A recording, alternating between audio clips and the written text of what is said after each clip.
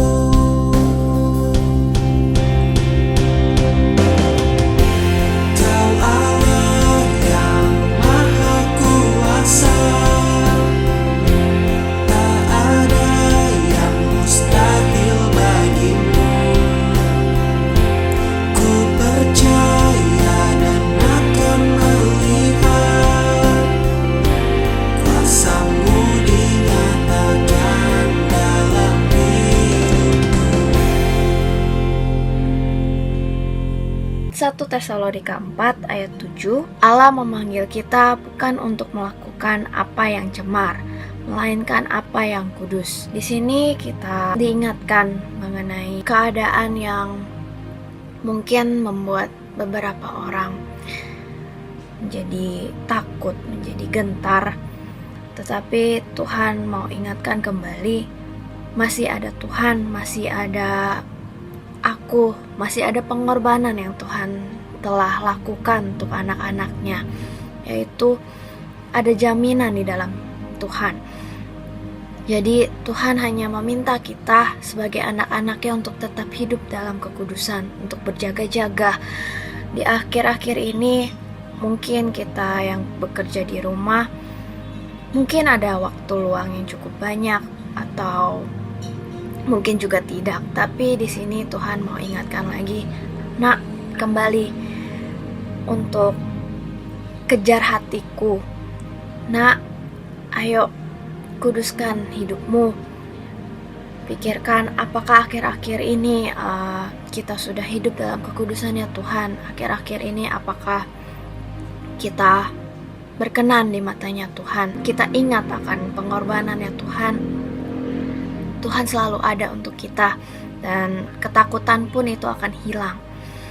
Tuhan hanya cuma ingin kita hidup dalam kekudusan, hidup berkenan di matanya Tuhan. Seperti misalnya Tuhan memberikan orang-orang di sekitar kita atau teguran di hati kita mengenai apa yang tidak berkenan di matanya Tuhan, berarti Tuhan masih mengingatkan akan janjinya, masih mengingatkan, aku masih sayang sama kamu, aku mau engkau berbalik dan hidup kudus berkenan bagiku. Di situ kita lihat, Tuhan mau lihat respon kita. Apakah kita mengiyakan teguran itu? Apakah kita mengabaikan teguran itu? Di sini juga aku diingatkan lagi mengenai hidup dalam kekudusan. Tuhan mau kita ingat kembali pengorbanannya, kasihnya, kasih kita yang mula-mula waktu kita ketemu sama kasihnya Tuhan. Di situ kita bangkitkan lagi, dekatkan diri kita lagi sama Tuhan. Kita gak bisa jauh, kita hidup kudus berarti kita gak bisa jauh dari Tuhan. Ketika kita mulai menjauh dari Tuhan, Tuhan mau kita untuk kembali lagi mengingat akan kebaikannya Tuhan mengenai salibnya. Seperti Musa, dia tidak mau berjalan tanpa Tuhan. Begitu juga kita anak-anaknya. Jangan sampai kita di dalam kondisi yang tidak menentu ini, kita malah menjauh dari Tuhan.